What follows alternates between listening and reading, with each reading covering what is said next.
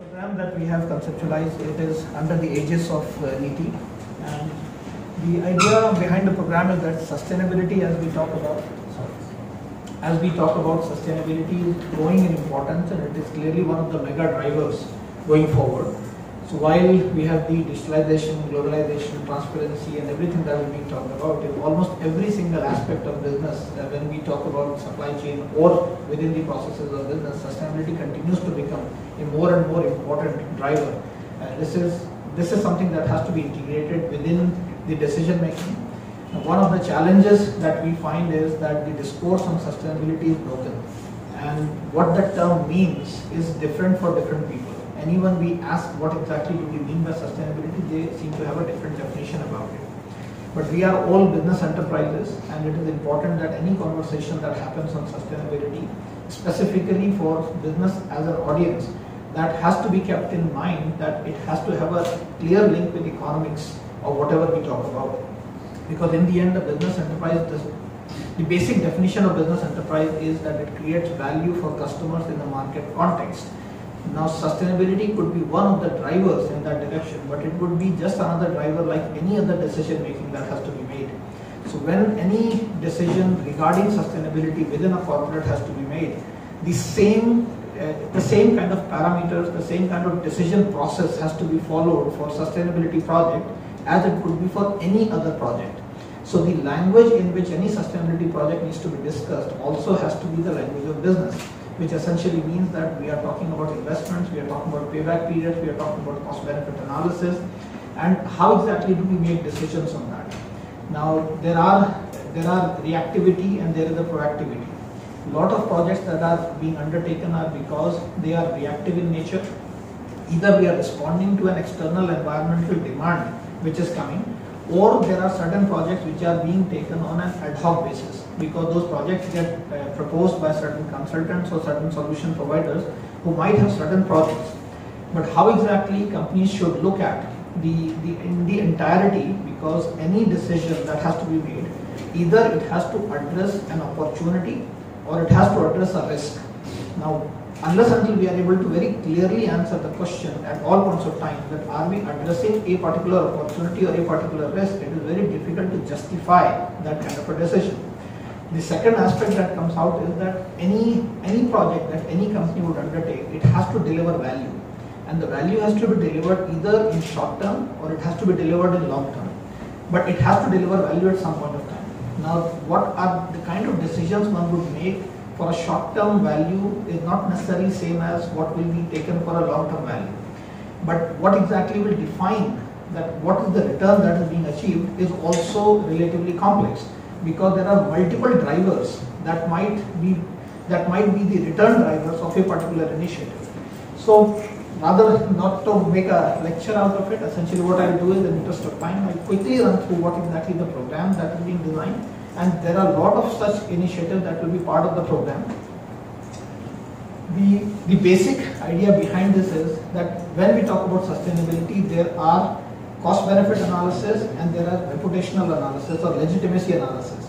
So how exactly the companies have to talk about it so that you are future proofing yourself for this particular mega driver? What are the various factors in terms of the goalposts that are there? What are the different gaps in terms of the knowledge which might exist for companies to undertake such kind of project? How to define the action plan? These are the primary objectives which are covered under Project S3. But at the same time, all of them should also result in reputation building. So all these encompass. Now this project is being undertaken under aegis of National Institute of Industrial Engineering, NITI. The project implementation is being done by the Loop Initiative and Center for ESG Resources. The Loop Initiative is a think tank which comprises of various sustainability professionals, senior sustainability professionals from different walks of life. To be very clear, it does not include any of the activists and non-commercial people, but essentially this is a think tank of chief sustainability officers, health and safety experts, environmental experts, etc. from across the country. The chief scientists from water foundations, environmental foundations, and so on. Center of ESG Resources is a coalition which is being built of different solution providers in different aspects who have capability to deliver the state-of-the-art solutions as per the requirements of the market. We we are working on a cluster basis, and for the cluster, Tirupur cluster, we have VRNC and Mr. Raman is our cluster partner here. In a nutshell, the project essentially is organized in form of cohorts. We plan to launch 2 cohorts per year. A cohort could be a group of companies that would want to be part of the program for a particular period of time. That will typically be 6 months of period of time. There are several steps along this period. The first and foremost is to define what are the goalposts, because that is one of the foremost requirement for any clarity to come in, that what exactly are the goalposts that we have to go for. Now these goalpost definitions have to happen in consultation with the major stakeholders, and in case of supply chain, the primary stakeholders are the customers. So we will be involving the customer's requirement in defining the different minimum common requirements in immediate term, in medium term, and in long term, so that there is a clarity for everyone that what are the paths that one has to take and what are the goalposts to aspire for. The second aspect then comes out is that we may have knowledge gaps within our organizations, within the ownership of the organization, within the different managers, senior managers at production levels and customer representation levels. They may have gaps in understanding. And a lot of projects which would be feasible, they do not get undertaken because of ignorance or because of lack of knowledge.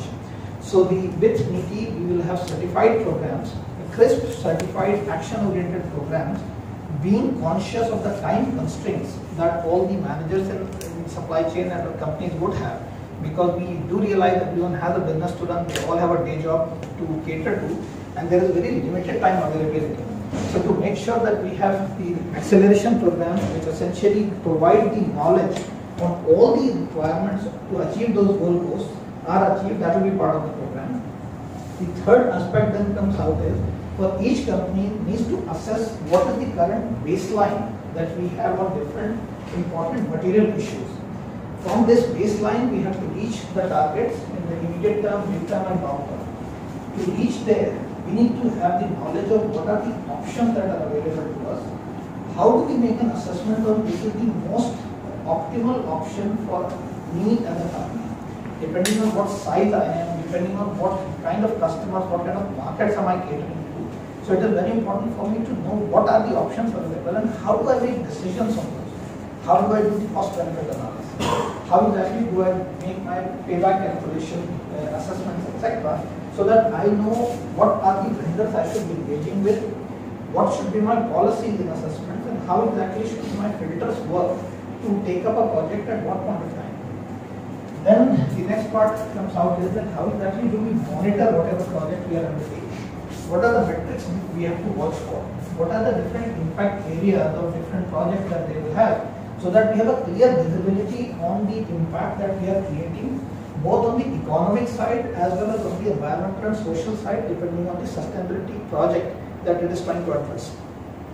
And then it also is that if we don't measure, we cannot manage.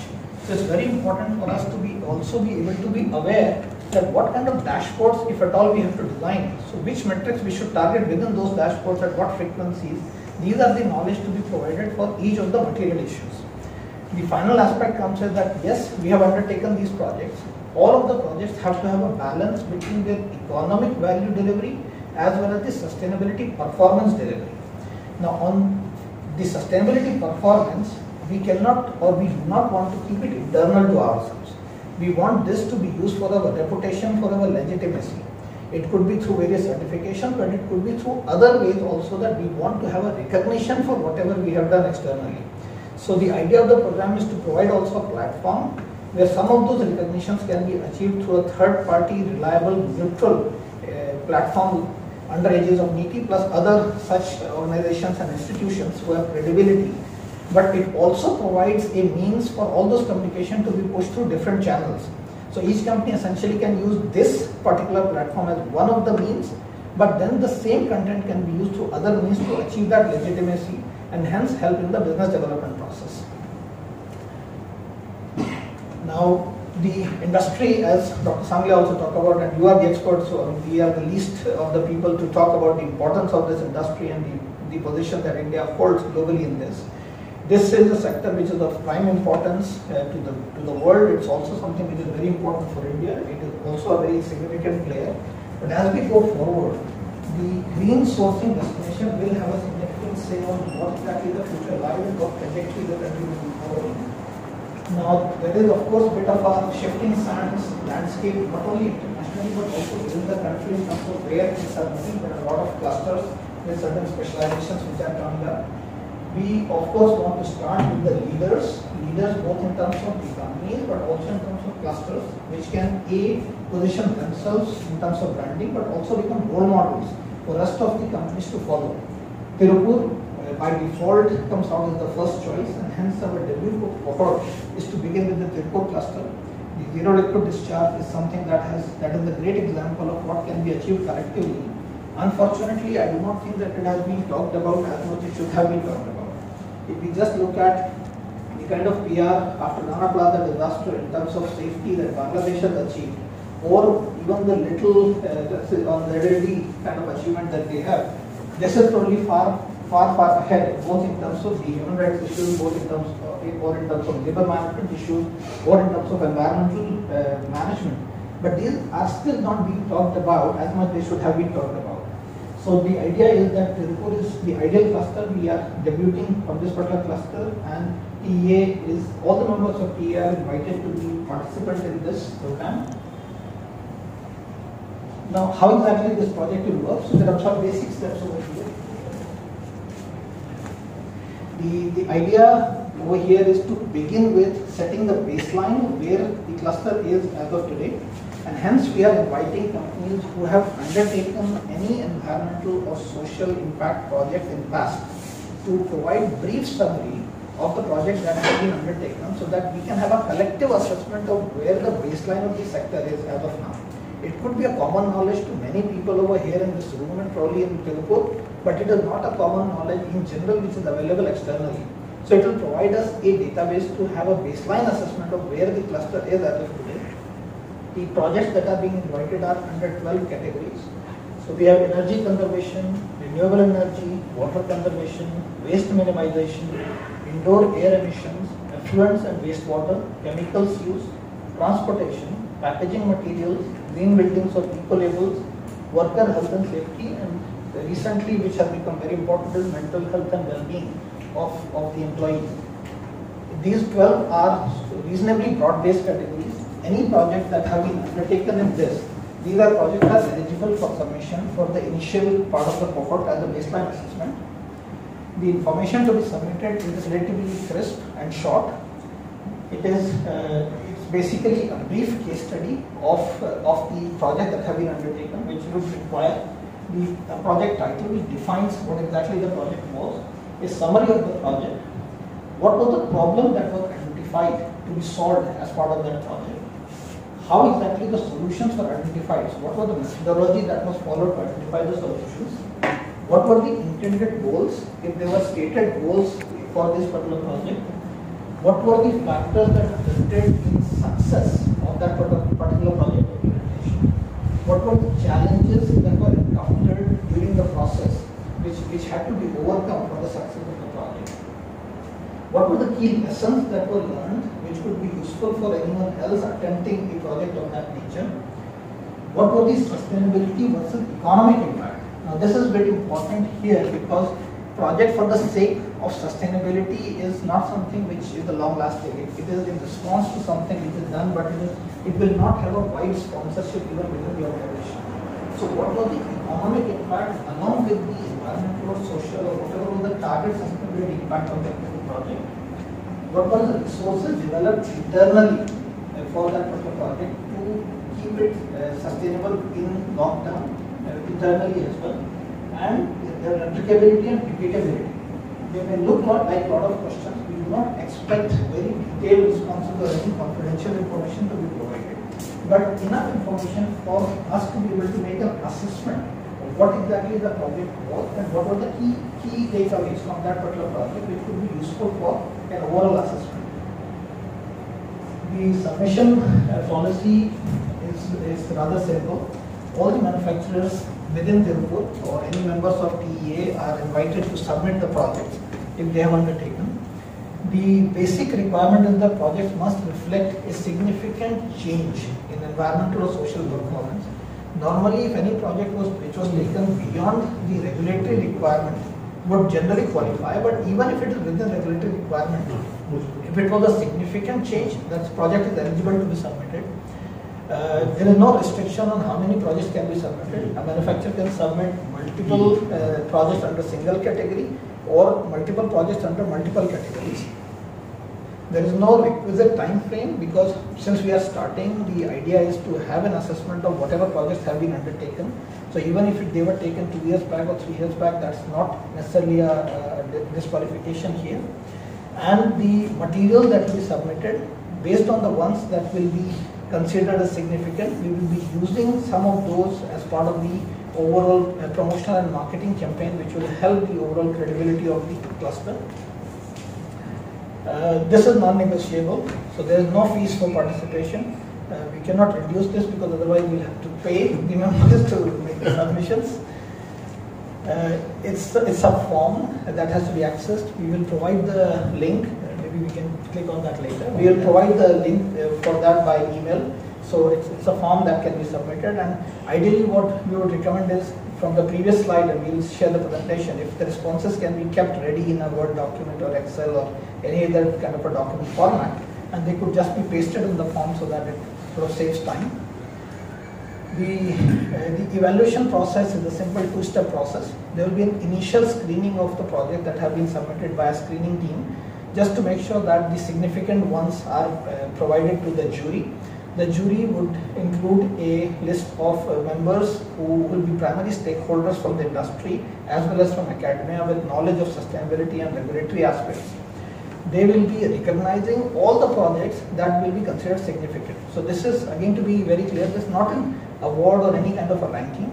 This is basically a recognition of all significant projects that have been undertaken, and all the projects will be recognized whichever pass that criteria. So what are those criteria? The criteria are whether the project or program impacted a material, environmental or social issue. Did the program or project set very clear goals in relation to the available resources? This is important to understand because the companies are at different stages of life, and a project that could be successfully undertaken by a particular company may not necessarily be an optimal project for other companies. The measurement is very important because for any scientific approach for any project, there should be some measurement, some metrics that should be in place. So did it have a clear outcome that were measured for the success of the project, and will it serve as a good example for other organizations? The project that will be screened through this criteria, it's not that they will be better project compared to the ones that will not pass the screen. The basic idea is that these are the projects which have the maximum replicability potential or the maximum impact potential which could be considered important and material from sustainability aspect. The key date says that we expect the short descriptions of the projects for screening purposes to be submitted by January 10th, and January 21st is when we want to kickstart the project. Now, as I mentioned, this doesn't end here. This is just the beginning. This is just so that we can have our tactile sensors on where exactly the cluster is. With NITI, there is a very robust analysis being done in terms of what kind of learning program, certification program should be part of this. The initial certification program has no cost, so for all the participating companies, the learning and awareness process that they will undergo will have a certificate issued by NITI, but it will not have any cost associated with that. There will be a path for more specialized courses through different organizations, different institutions which will also be provided, and they will be subject to optional decisions of anyone who would want to take it. So institutions which we are tying up right now is NITI, of course, but NIFT with IITs and IIMs. So the idea would be on a range of such things, but the initial acceleration program has no cost associated with it. So that is, I know that's late in the day, so I don't want to hold too long. So that's sort of my short presentation over here. Mr. Raman is based here. He will be available to answer any questions or even visit and assist with the submission or any queries.